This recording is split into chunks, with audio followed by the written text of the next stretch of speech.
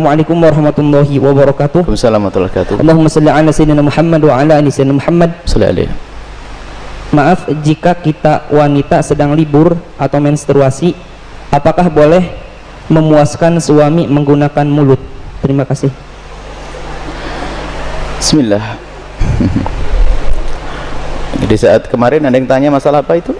Jadi kalau sudah urusan hal semacam itu, mari kita tingkatkan wibawa majelis, supaya tidak di majelis kita bicara sesuatu yang tidak pantas. Kemarin ada yang tanya masalah apa, lupa kemarin. Juga masalah-masalah yang sensitif seperti itu.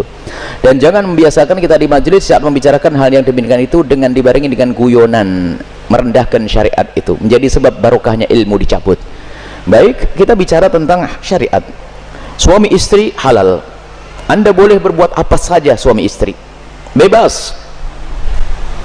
Anda bersenang-senang dengan kupingnya, dengan rambutnya, dengan apa saja boleh, halal. Cuman yang diharamkan dalam dua keadaan: waktu haid memasukkan ke lubang depan, memasukkan seorang suami alatnya ke lubang depan. Kemudian yang kedua yang diharamkan memasukkan ke lubang belakang, baik dalam keadaan haid atau tidak haid, hukumnya haram dan dosa besar. Ini usaha haid. Yas'alunaka 'anil mahid, qul huwa adza fa'tazilun nisa fil mahid. Bertanya tentang haid, bagaimana? Jauhi wanita untrusan itu. Tidak boleh menggauli istri dalam keadaan haid. Haid bukan istihadah ya, istihadah adalah darah tapi bukan darah haid. Ini ada ilmunya khusus, tanyakan kepada ahlinya nanti. Kita juga punya diklat haid praktis 30 menit 30 menit. Kemudian selebihnya adalah Anda boleh bersenang-senang, boleh apa saja. Mohon maaf, jadilah wanita cerdas. Ini adalah ilmu yang mungkin jarang dihadirkan. Seorang suami yang soleh, mungkin seorang suami yang soleh, dia mungkin di luar melihat sesuatu yang diharamkan, cuman dia orang menjaga diri. Astagfirullah, saya ngelihat aurat di luar. Karena dari seorang soleh, dia tidak mau menuruti itu semuanya, karena itu adalah haram, maka dia tutup mata, pejam mata dan menjauhkan itu semuanya. Tapi dia seorang laki-laki normal, bangkit syahwatnya, pulang ke rumah, istrinya mens, istrinya ada halangan, ayo mau diapain? Ayo menjadi istri yang aktif, inovatif. Anda tidak boleh melayani suami Anda dengan sesuatu yang khusus itu, tapi Anda harus bisa senangkan suami dengan diri Anda. Misalnya, mohon maaf, ini majelis mulia, jika seorang suami mengeluarkan air mani dengan tangannya sendiri, maka dia telah melakukan kesalahan dan dosa. Tapi kalau dia mengeluarkan air mani dengan tangannya seorang istri, kecerdasan istri, selesai, dan itu adalah pahala. Maka jadilah istri cerdas. Jangan istri kalau sudah lagi men, Masya Allah, libur buat kopi, liburnya dengan suami, sampai suami itu Masya Allah stres.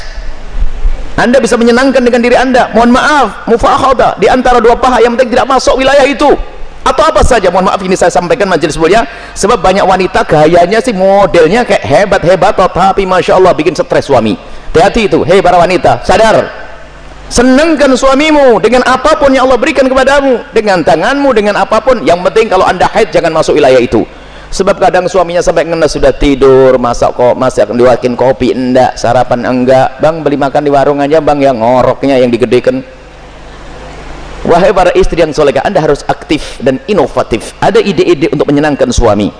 Adapun masalah, mohon maaf, yang ditanyakan dengan mulut, ketahuilah, hei para suami, engkau tidak boleh memaksa istrimu untuk melakukan itu, karena belum tentu dia nyaman. Kalau dia merasa jijik, Anda tidak boleh paksa, haram. Atau sebaliknya, tidak boleh egois seorang suami, harus kau lakukan, tidak.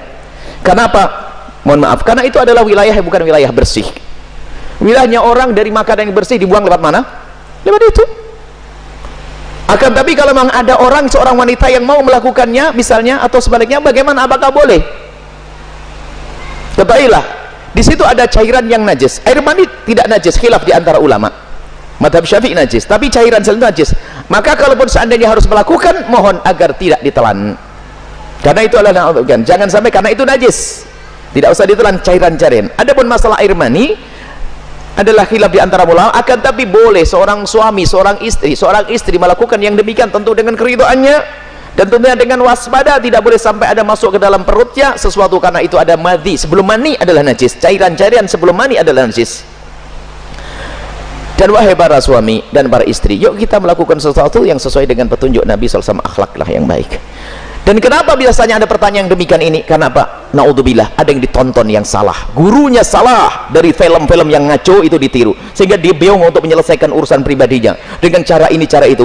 Tidak ada cara yang lebih indah dari diajarkan Nabi. Seorang laki-laki duduk di perempatan istrinya, maksud duduk di atas perut istrinya, di atas ini, itu adalah cara yang paling bagus. Nggak usah macam-macam, petunjuk dari Nabi. Itu hanya gara-gara sering nonton film kotor, makanya banyak pertanyaan aneh, tapi pun harus dijawab, harus dijawab, harus dijawab, selesai.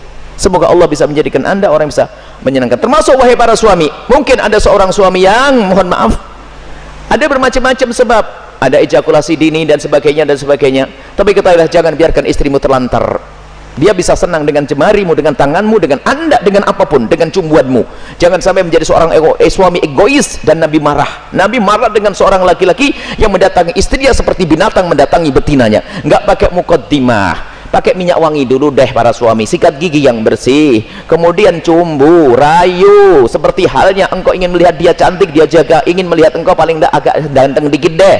Kemudian lihat, seperti halnya matanya ingin melihat dirimu indah, telinganya juga ingin mendengar kalimat indah, dan juga hidungnya pun juga ingin mencium bau harum. Cobalah siap. Makanya sebelum pulang kantor itulah mampir pom bensin dulu deh, bersih-bersih pakai minyak wangi. Ini penting. Kemudian jangan sampai, mohon maaf, Anda puas, dia tidak puas, Anda zalim. Kalaupun Anda tidak memuaskan dengan itu karena mungkin Anda punya sesuatu, sakit dan sebagainya, maka ketahuilah, istrimu adalah seorang wanita yang beriman, dia tidak akan melakukan zina. Akan tapi Anda harus bisa memuaskan dengan apapun, dengan tangan Anda dan seterusnya. Kalau dia mencari kesenangan dengan tangannya sendiri, wanita itu, dia dosa. Tapi kalau dengan tangan sang suami, tidak dosa. Mohon maaf, ini majelis mulia, dan jangan dijadikan bahan guyonan yang demikian ini. Ini adalah ilmu. Kadang-kadang begitu, suami cuek, mendatangi istrinya sudah nggak pakai mukaddimah, langsung selesai. Punya anak 6, nggak pernah seorang istri merasakan senangnya dalam hubungan suami istri. Akhirnya apa? Itulah yang menjadikan istri ogah-ogahan. Mau melayani suami, saya dapat mandi saja, tidak pernah mendapatkan kesenangan. Anda suami zalim. Baik, istri pun juga demikian. Selesai, aktif, inovatif, indah. Karena itu halal. Adapun yang haram tidak dibahas. Keharaman zina, hina, rendah di dunia, rendah di akhirat.